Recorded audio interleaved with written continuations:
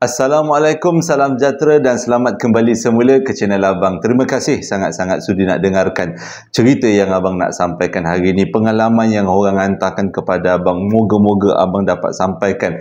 Kita merasai cerita-cerita pengalaman daripada ramai orang. Jadi sebelum kita mulakan cerita, marilah kita sama-sama berdoa kepada Allah Ta'ala. Semoga dipanjangkan umur, dimurahkan rezeki, diberikan kesihatan yang baik untuk kita semua, dipermudahkan segala urusan kita, dunia dan di akhirat.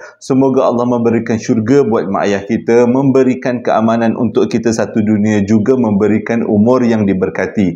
Pada yang mendengar cerita Abang, kalau ada dalam keadaan tidak sihat, kita doakan semoga cepat sembuh seperti sedia kala. Dan tanpa membuang masa lagi, Abang akan kongsikan 3 cerita hari ini daripada 3 orang yang berbeza, pengalaman-pengalaman menarik. Abang mulakan dengan a'udzubillahi minasyaitanirrajim. Bismillahirrahmanirrahim. Allahumma salli ala sayyidina Muhammad wa ala ali sayyidina Muhammad.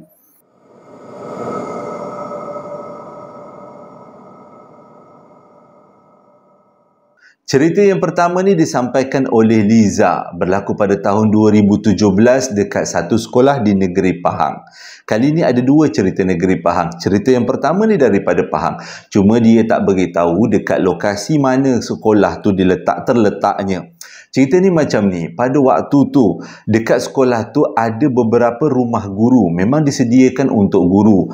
Tapi disebabkan guru-guru lebih suka duduk dekat luar daripada sekolah sebab lebih selesa, lebih senang nak keluar masuk.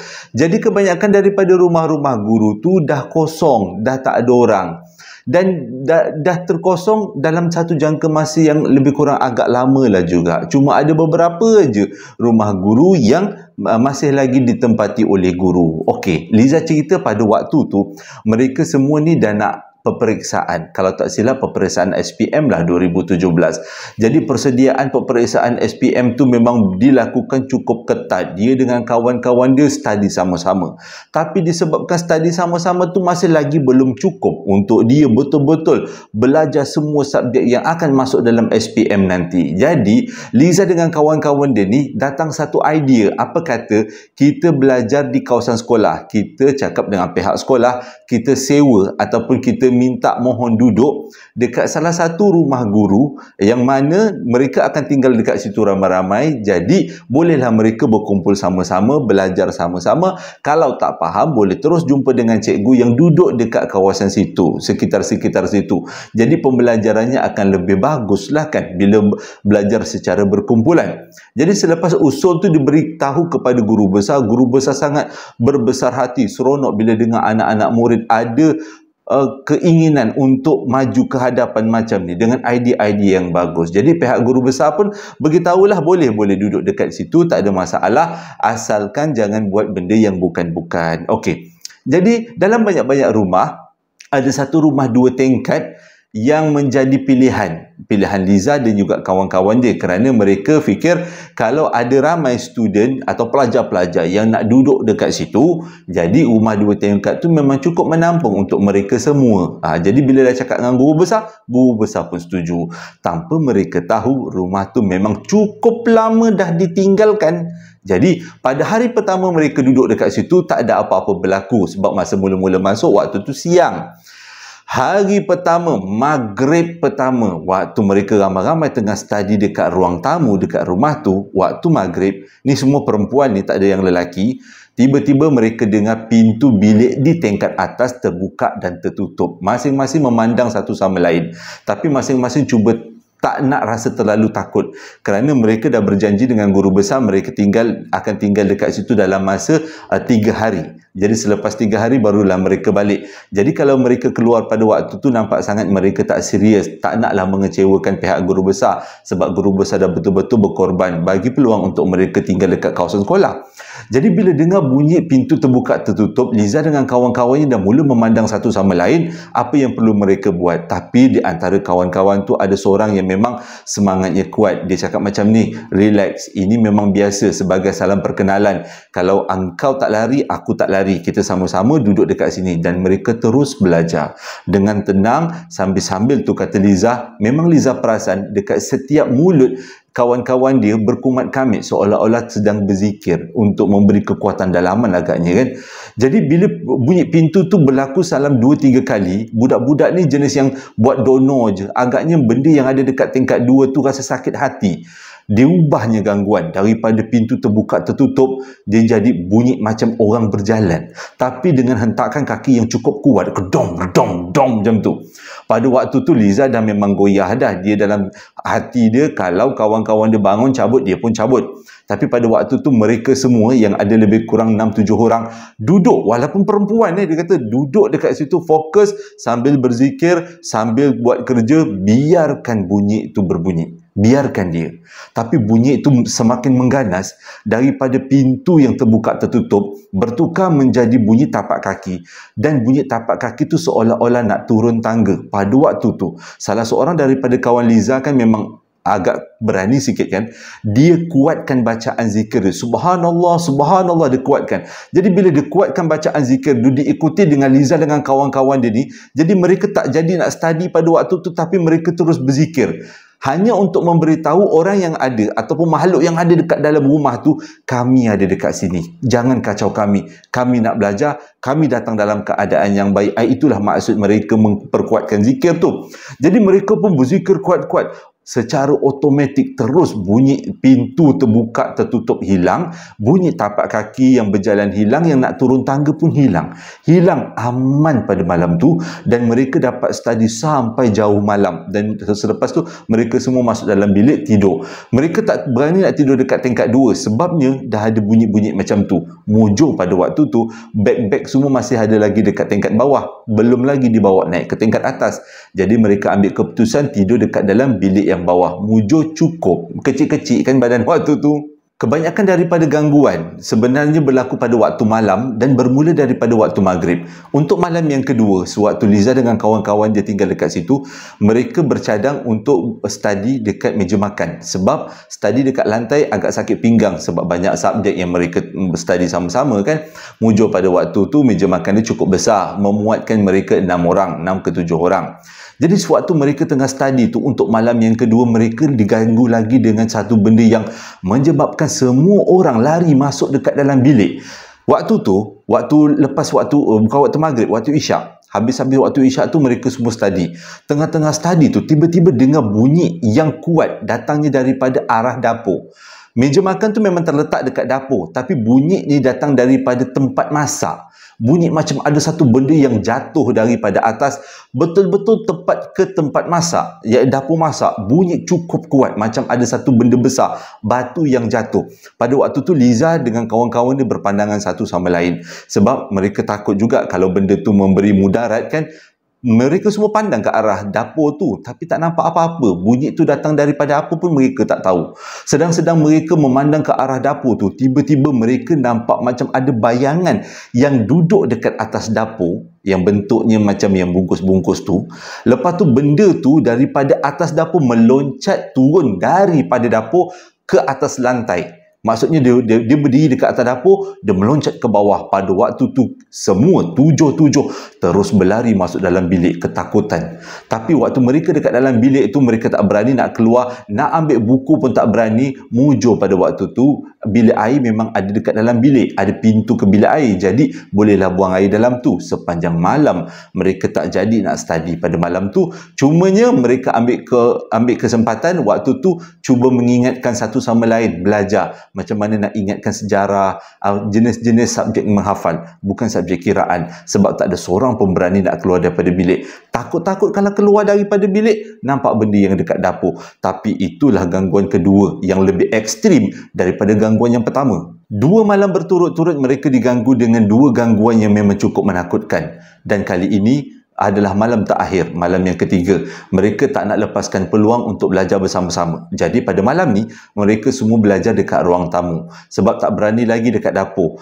Kalau dekat ruang tamu, apa-apa yang terjadi, mereka akan cepat-cepat lari mengikut pintu depan rumah. Sebab mereka yakin gangguan kali ni mesti lagi dahsyat daripada 2 gangguan malam sebelumnya. Sebab setiap kali gangguan mereka tak pernah beritahu pada guru, sebab tak nak guru rasa risau. Tak nak beritahu pada mak ayah, biarkan. Dia kata cukup kita dapat belajar bersama-sama, diberi peluang oleh pihak sekolah pun dah alhamdulillah. Jadi pada malam yang ketiga, mereka duduk dekat rumah tu sebagai malam yang terakhir. Sepanjang malam, sejak daripada pukul 8 lepas isyak, pukul 8 sampai nak menganjur pukul 12 malam, tidak ada apa-apa gangguan. Semuanya baik-baik aja. Waktu mereka siap-siap untuk masuk tidur, tiba-tiba dengar bunyi ketukan pintu seolah-olah ada orang datang. Mula-mula Liza antara kawan-kawan Liza tu nak buka pintu. Sebab mungkin ada cikgu yang datang nak bagi minum malam ke ataupun kuih ke. Mana tahu kan ada yang cikgu-cikgu yang bermurah hati nak hadiahkan, sedekahkan mereka makan-makan minum malam. Tapi waktu nak buka pintu tu agak rasa lain sikit. Sebab ketukan yang datang bukan ketukan yang normal. Kalau kita ketukkan normal, tok tok tok, tok tok tok, Assalamualaikum, macam tu. Tapi ketukan kali ini bermula dengan tok, tok, tok, tok. Dia bunyi berlarutan banyak kali tanpa henti. Itu yang menyebabkan mereka tak jadi dah buka pintu. Bila selepas 5 minit, ketukan tu tak berhenti. Ketukan tu senyap dan tiba-tiba ketukan tu bertukar menjadi gendang kuat. Seolah-olah ada orang depan pintu, gegarkan pintu. Kuat betul bunyi gegaran. Mereka semua tak lari tapi berjalan perlahan-lahan masuk ke dalam bilik, kunci bilik. Sepanjang mereka ada dekat dalam bilik dan sepanjang malam, ketukan tu tak berhenti. Tapi mujur, ketukan tu tidak beralih ke tingkap bilik mereka. Tapi memang cukup menakutkan. Sepanjang malam mereka bertahan, tidur bersama-sama, buka lampu, tak berani nak tutup lampu, dan itulah malam terakhir mereka dekat rumah guru tu. Dan bila besok pagi, diorang bangun, dah tak ada lagi gangguan, cerita tentang rumah guru tu mereka simpan sampai sekarang. Mereka tak ceritakan. Liza dengan kawan-kawan dia tak ceritakan. Dan cuma Liza kata dia ceritakan dekat sini. Tujuan dia tak ceritakan adalah dia tak nak nanti junior-junior jadi rasa takut dengan rumah guru ataupun kawasan persekitaran sekolah. Dia sebenarnya tak tahu apa benda yang berlaku dekat sekolah tu ataupun sejarah lama dekat sekolah tu. Tapi dulu pernah ada satu kejadian, dia kata. Ada seorang budak tiba-tiba nak bunuh diri. Tapi sebenarnya bukan nak bunuh diri.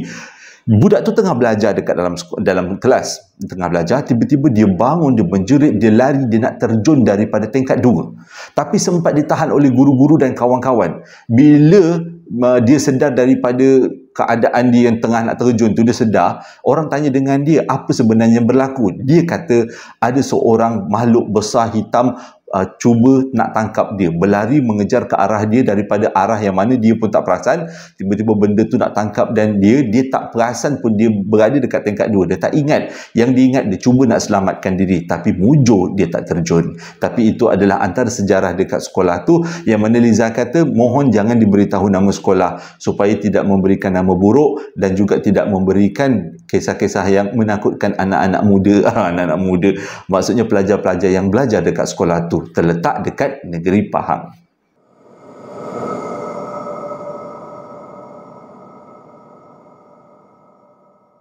Cerita kali ini disampaikan oleh Azizi, berlaku pada tahun 2021, hujung-hujung tahun. Waktu tu mungkin dah PKP dah longgar lah, kita dah boleh keluar. Azizi sebenarnya bekerja sebagai seorang penghantar makanan.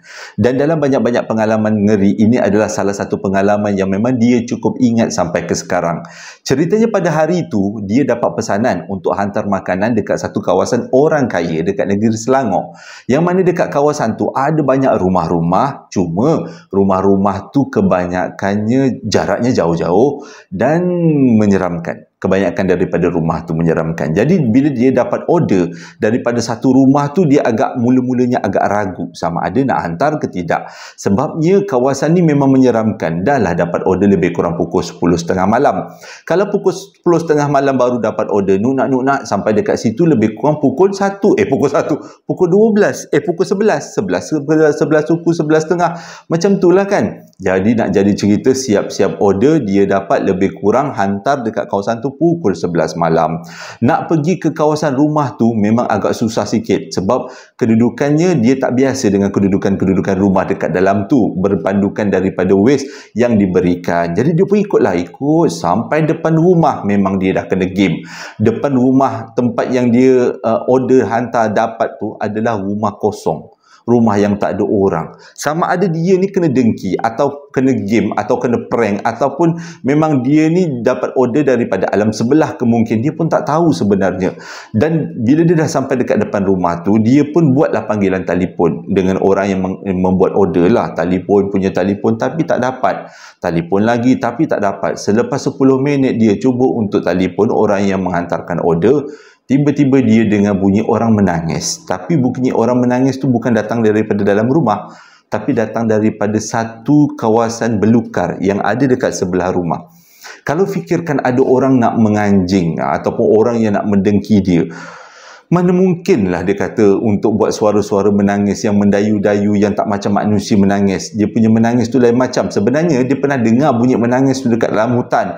Orang kata benda tu bunyi burung. Tapi kalau dah bunyi burung pun bunyinya bentuknya macam tu, memang cukup menakutkan. Bila dia teringat itu adalah bunyi burung, jadi Azizi kata jangan takut sangatlah. Memang betul mungkin itu burung.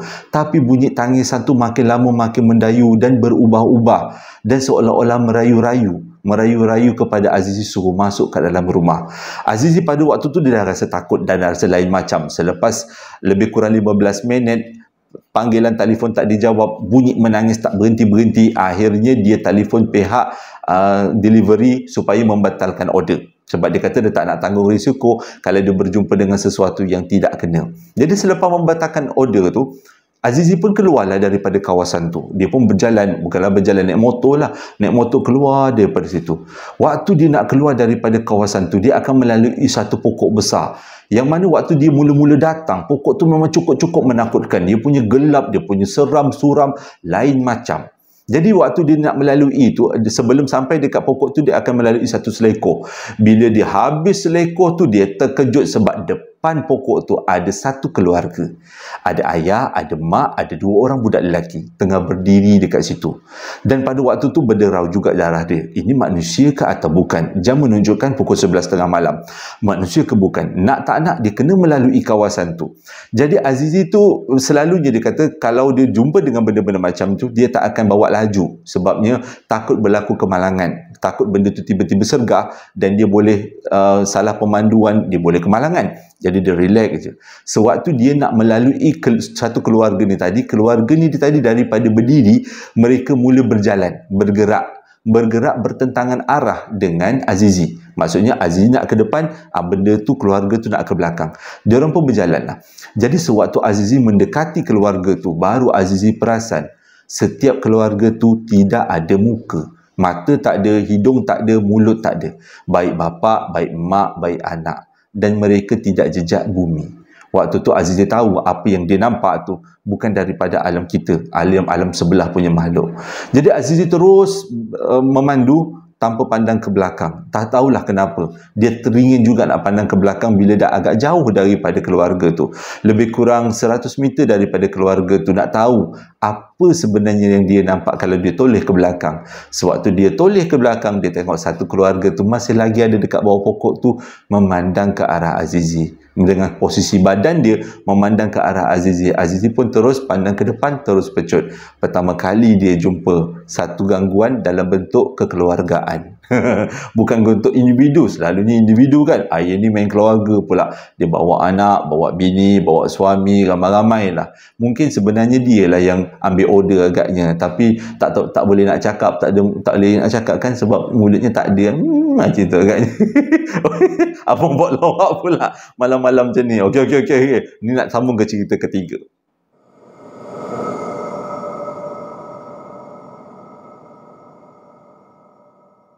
Cerita yang ketiga ni disampaikan oleh Ilis, berlaku pada tahun 2000 dekat satu sekolah teknik dekat Kuantan. Tapi dia kata jangan beritahu nama sekolah tu.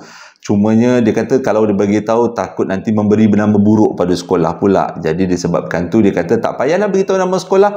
Cuma dia nak ceritakan pengalaman sewaktu dia tahun akhir tingkatan 5 dekat sekolah teknik tu. Dia kata waktu dia mula-mula masuk sekolah tu sekolah teknik yang berasrama penuh, yang semua orang tak boleh duduk luar walaupun orang sekitar dia kata. Jadi waktu dia mula-mula masuk, dia selalu dengar cerita tentang blok 1. Ya, blok 1 tu, waktu dia masuk tu memang dia duduk di blok 1 lah. Masa tingkatan 1 tu, dia memang duduk, tingkatan 1, tingkatan 4, memang dia duduk dekat blok tu. Dia kata, blok 1 tu ada cerita daripada kakak-kakak senior. Sebenarnya, dah lama, dah puluhan tahun blok tu tak ada orang tinggal. Tapi batch waktu Ilis masuk, blok tu terpaksa dibuka. Sebabnya kemasukan secara beramai-ramai. Jadi dia tanyalah dengan kakak-kakak sini, kenapa blok tu tak ada orang tinggal? Tak ada ditempatkan student pada puluhan tahun yang lepas. Kata kakak-kakak tu, dia orang pun tak tahu. Cuma dia orang pernah dengar waktu 10-15 tahun yang lepas berlaku satu peristiwa yang cukup menggembarkan dekat sekolah tu. Sewaktu tu ramai budak yang duduk dekat blok 1. Kawasan asrama tu. Tiba-tiba di tengah-tengah blok 1 tu, dalam blok pula, dom, bukan blok, dom. Dia kata dekat tengah dom 1 tu tiba-tiba muncul keranda yang menyebabkan banyak budak-budak histeria pada waktu tu, dan banyak budak-budak ketakutan, dan bunyi keranda tu muncul tu dalam keadaan yang sangat lama. Keranda tu bukan keranda biasa, dia macam keranda yang uzur sangat, yang penuh dengan daun-daun yang agak rosak. Jadi kemunculan keranda tu menyebabkan banyak orang yang kena histeria pada waktu tu, dan cerita itu disampaikan kepada Ilis dan kawan-kawannya sewaktu mereka semua baru masuk sekolah dan ditempatkan di blok 1.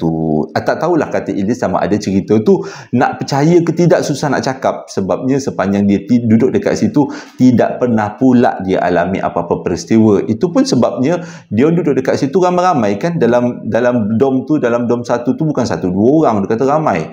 Ada belas puluh-puluh orang dalam dom tu. Jadi tak adalah takut sangat. Tak pernah ada rasa kosong dekat dalam dom tu. Nak jadi cerita, waktu tu dah nak SPM.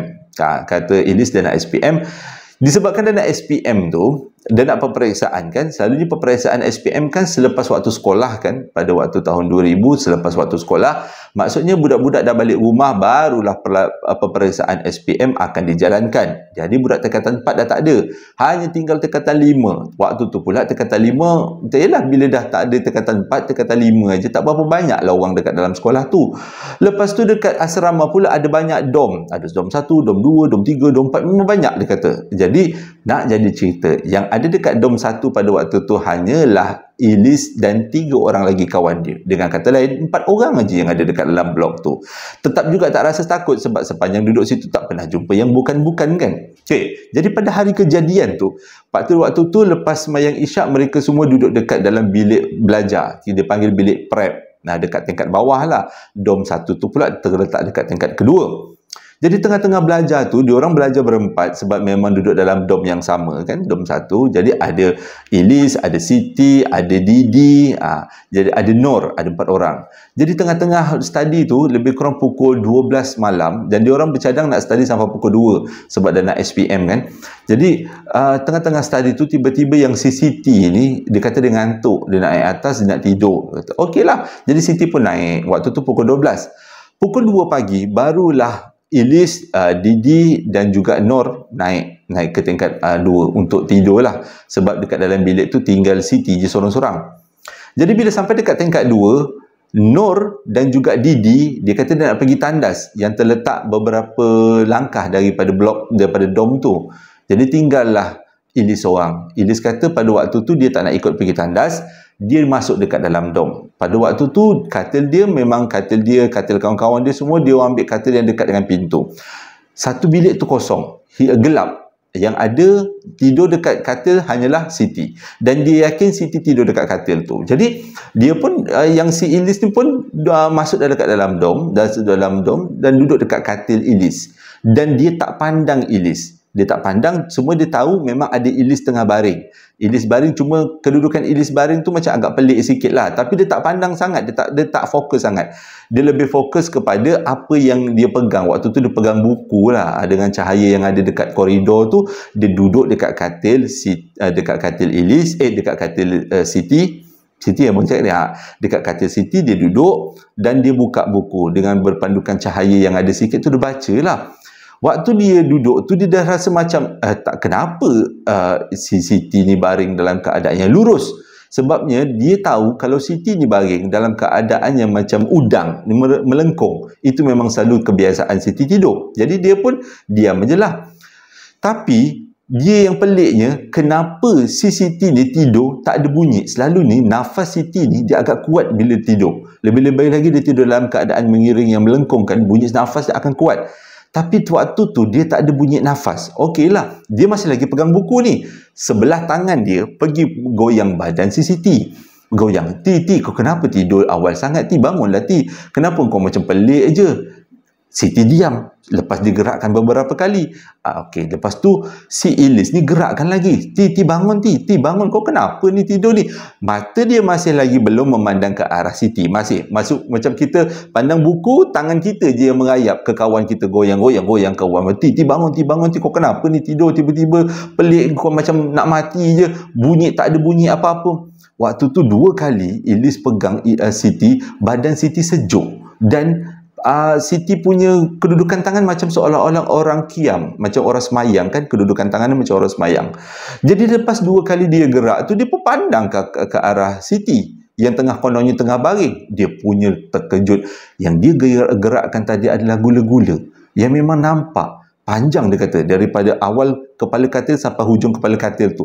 Penuh satu katil tu dan dia agak tinggi dan agak besar. Dan yang Ilis pegang adalah kawasan tangan dia, tempat dia kiam. Itu yang patutlah tangan tu rasa sejuk bila digoyang-goyangkan, tak menyaut. Lepas tu barulah Ilis perasan Siti tak ada dekat kawasan tu. Siti ada dekat kawasan katil lain. Pada waktu tu Ilis kata berat kaki dia nak bergerak. Dia terlalu takut. Dia sampaikan terjatuh daripada katil. Dia merangkak dengan kekuatan yang ada. Dia merangkak keluar daripada bilik sampai menghala ke bilik air. Dia merangkak sekuat-kuatnya. Dia kata dia tak menangis, cuma dia terlalu takut sampai kaki dia kedua-dua lemah. Bila dah agak jauh daripada pintu keluar dom yang pertama, dia boleh berdiri dan dia berlari ke arah bilik air. Bila sampai dekat bilik air, Didi dengan Nur ada dekat bilik air. Jadi Didi dengan Nur tanya, kenapa? Dia kata dia tak nak cerita, dia tak boleh cakap, dia cuma takut, menggigil-gigil dia pada waktu tu. Tak apa. Dia orang pun selesaikan urusan dekat dalam bilik air, dia orang pun balik semula ke dom. Pada waktu ni Ilis dah tak boleh berjalan. Ilis kata kaki dia lembik. Dia dipapah oleh 2 orang kawan dia, dan bila masuk dekat dalam dom, masuk dekat dalam bilik, memang nampak Siti tengah tidur, tapi bukan di katil tempat Ilis duduk untuk kejutkan dia tadi, di katil lain. Pada waktu tu dia orang kejutkan Siti pun macam terpinga-pinga, kenapa. Dia orang pun rapatkan katil sebab dia orang tahu, walaupun tak bertanya kepada Ilis, dia orang tahu Ilis mengalami satu peristiwa yang cukup menakutkan. Jadi selepas rapatkan katil, dia orang tidur pada malam tu. Malam tu Ilis kata dia tak berani nak tidur buka selimut. Satu badannya dia diselimutkan, gunakan selimut kotak-kotak, dia kata. Satu badan dia diselimutkan dan dia berada dekat tengah-tengah. Dia dalam keadaan yang cukup takut. Ambil cukup masa lama untuk tidur. Dia ni pula memang jadi kebiasaan kalau tidur, rambutnya panjang, dikeluarkan daripada selimut dan rambut dia akan terjurai di kawasan di luar daripada tilam, dekat hujung katil kan. Waktu dia tengah tidur tu, tiba-tiba dia rasa sakit kepala dia, seolah-olah macam ada orang tarik rambut dia. Mula-mula dia ingatkan kawan-kawan dia yang sengaja untuk bergurau senda lah. Tapi dia fikir-fikirkan kawan-kawan dia dah tidur. Dia panggil seorang-seorang kawan dia, Di, kau bangun Di. Siti, bangun Siti. Tak bangun juga. Nur, bangun Nur. Tak bangun juga. Jadi siapa yang tarik rambut dia? Dia tak berani nak buka, dia kata. Dia dah teringat macam-macam. Baru dia teringat cerita tentang keranda yang tiba-tiba muncul, yang diceritakan oleh kakak senior tadi. Dia kata sepanjang malam tu rambut dia tarik-tarik. Pada waktu tu muncullah dia dekat dengan subuh. Dan bila dia dalam keadaan ketakutan dengan berpeluh-peluh, satu badan dah menggigil-gigil, rambut pula kena tarik. Tiba-tiba berkumandang azan subuh. Lega, dia kata. Terus bila azan subuh berkumandang, gangguan tu terus hilang. Lega, dia kata. Dah tak ada lagi gangguan-gangguan kat situ. Dan itu adalah sejak daripada tu mereka dah tak tidur dekat kawasan dom 1 tu. Dia tak ceritakan benda tu pada kawan dia pada malam tu. Selepas habis peperiksaan, barulah si Ilis cerita dengan kawan-kawan dia. Tapi sejak daripada malam tu sehingga habis peperiksaan, mereka tinggal dekat dom yang lain. Tak berani tinggal dekat dom 1. Mungkin betul cerita yang kakak-kakak sini cerita tentang keranda yang muncul di dom yang pertama.